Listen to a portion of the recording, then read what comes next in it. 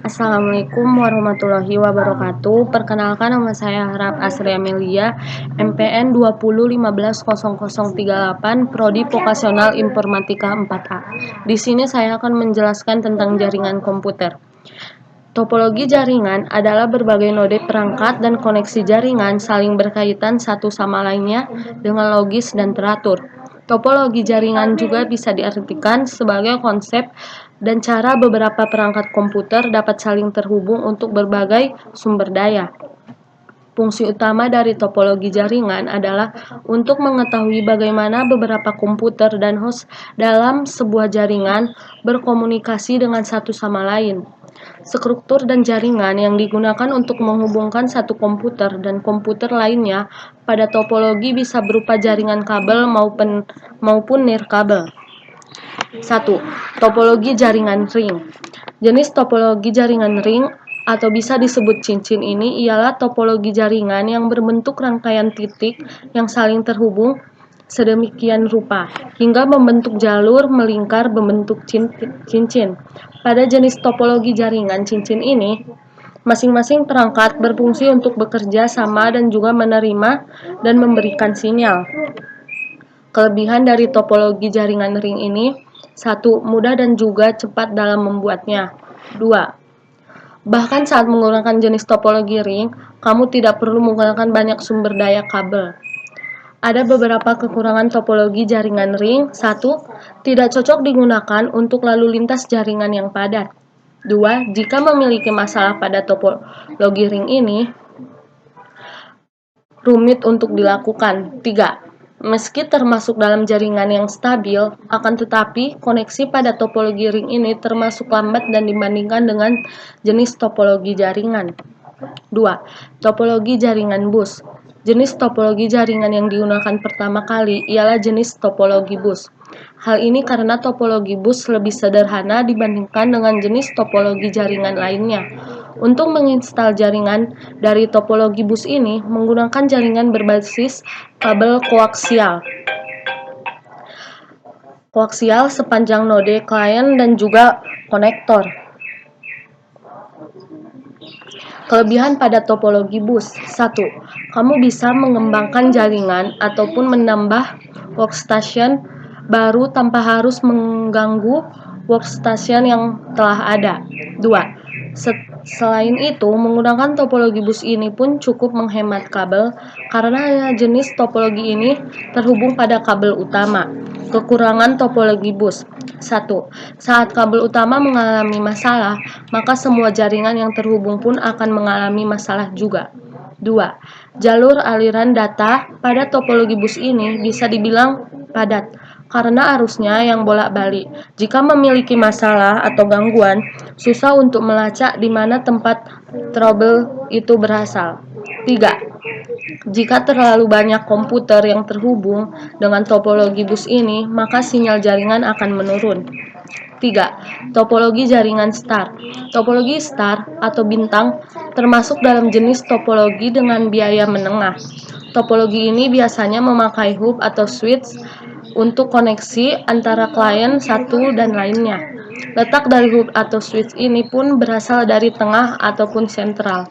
Jika kamu ingin mengirimkan data dari satu komputer ke komputer lainnya, maka data tersebut harus mengalir terlebih dahulu pada hub atau switch. Setelah itu, dari hub atau switch data tersebut akan dialirkan pada komputer tujuan. Kelebihan dari topologi star. 1. Tingkat keamanan yang cukup tinggi. 2. Bila ingin menambah komputer baru, cukup mudah untuk menyambungkannya. Bahkan, saat ada gangguan bisa dengan mudah terdeteksi. 3. Topologi jaringan star ini pun termasuk fleksibel daripada topologi lainnya. Kekurangan dari topologi star. 1. Karena hub atau switch merupakan pusatnya, apabila rusak, maka seluruh jaringan akan terkena dampaknya. 2. Karena penggunaannya yang langsung terhubung pada hub atau switch, maka penggunaan kabel bisa dibilang boros. 3. Performa dalam topologi ini tergantung dari spesifikasi pada hub atau switch. 4. Topologi jaringan mesh.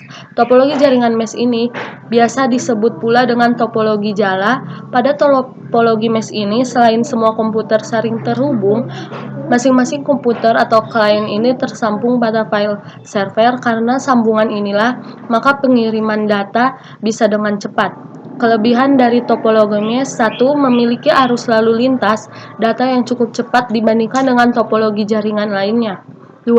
Apabila memiliki gangguan pada saat satu koneksi, maka tidak akan menggunakan koneksi lainnya. 3. Keamanan dan juga privasi dapat terjamin karena dilakukan antar komputer sekaligus. 4. Saat memiliki masalah, maka bisa dengan mudah mengidentifikasi letak permasalahan tersebut. Kekurangan dari topologi mesh: 1. Biaya yang harus kamu keluarkan cukup tinggi. Karena masing-masing komputer memiliki dua jaringan berbeda, maka pemakaian kabel cukup boros.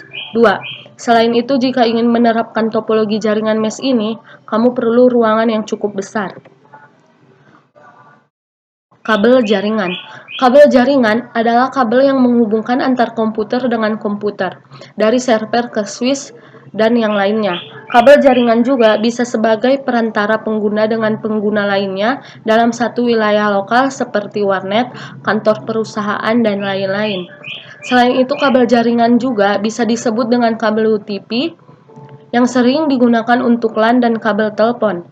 Kabel UTP tersendiri terdiri dari 4 warna konduktor tembaka yang setiap pasangannya terpilih. Kabel UTP terhubung ke perangkat melalui konektor modular yaitu 8 pin yang biasa kita sebut dengan RJ45, dan semua protokol LAN dapat beroperasi melalui kabel UTP, dan kebanyakan perangkat LAN dilengkapi oleh konektor RJ45. Jenis pengkabelan UTP. Dua jenis pengkabelan yang sering digunakan yaitu strike dan cross. 1. Pengkabelan strike. Kabel strike merupakan kabel yang memiliki cara pemasangan yang sama antara ujung satu dengan ujung lainnya. Contoh penggunaan kabel strike adalah sebagai berikut. 1. Menggunakan antara komputer dengan switch. 2. Menghubungkan komputer dengan LAN pada modem DCL. 3. Menggunakan router pada LAN pada modem DCL. 4. Menggunakan switch ke router menghubungkan hub ke router. Membuat kabel strike UTP. Kupas bagian ujung kabel UTP kira-kira 2 cm, buka pilihan kabel, luruskan dan urutkan kabel sesuai standar gambar. Setelah urutan sesuai standar, potong dan ratakan ujung kabel. Masukkan kabel yang sudah lurus dan sejajar tersebut ke dalam konektor RJ45 dan pastikan semua kabel posisinya sudah benar dengan posisi sesuai pada gambar di atas. Lakukan crimping menggunakan crimping tools. Tekan crimping tool dan pastikan semua pin kuningan pada konektor RJ45 sudah menggigit tiap-tiap kabel. Biasanya akan terdengar suara klik. Langkah terakhir adalah mengecek kabel yang sudah kita buat tadi dengan menggunakan LAN tester. Caranya, masukkan masing-masing ujung kabel konektor RJ45 ke masing-masing port yang tersedia pada LAN tester. Nyalakan dan pastikan semua lampu LED menyala sesuai dengan urutan kabel yang kita buat. Pengkabelan cross.